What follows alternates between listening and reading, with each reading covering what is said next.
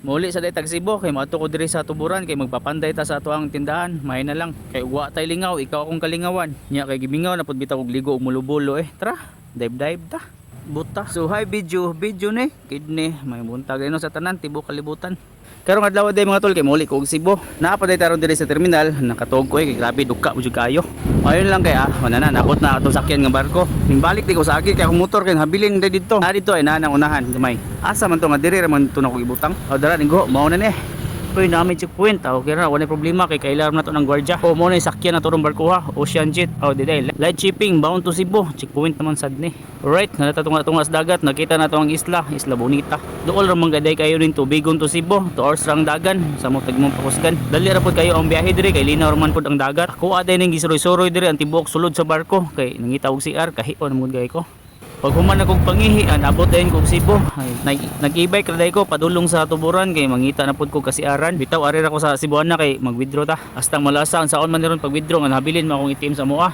Ang saon man niron na, naaman tay app sa Cebuana, mohangyo ta diri sa guard nga mag-hotspot ta. May na lang gani kay nisugot ra shout out ko sa gwardiya diri sa barangay 8 nga area. Pagkagabi chill ta diri sa balay. Ako lapor og tirada. Alakansi ko na ako mga kauban kay mga singer man diri sa mua. Ako ra jud intaw kay bawo mo kanta.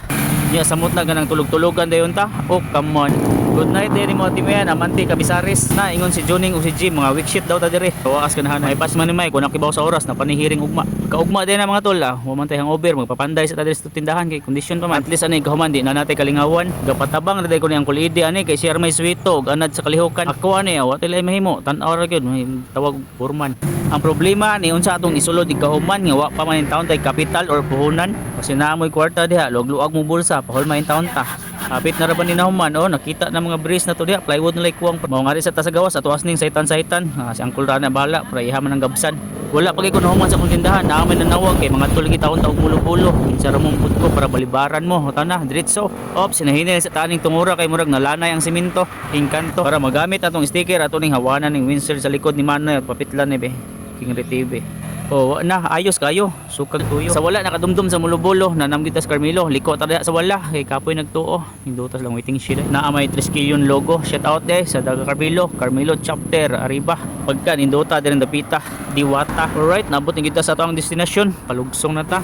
Free ra ni way entrance kay wa tay kamulta. Gidade na mo sa ani diha. Ang itoy nga grabing kamalditaha. Napay pinayaka nangihi din banyaga. Sus Ginoo ka kusgan ning manapa mabiram pud ta. Mao din ang sitwasyon karon diri sa spring sa Mulubulo. Bago pa ganing bagyo pero tinaw pa kayo tungod silang motor nga grabe sige ka flowing wing para dili ta matawag og kandingon ato ni itugsaw atong lawas nga bulingon.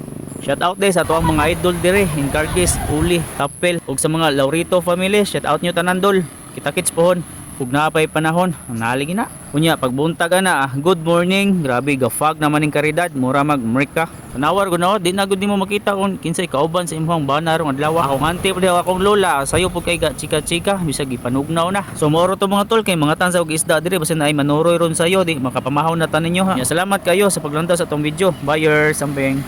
Di mo na kailangan pa ito'y sabihin pa nang mayroong nagbago sa loob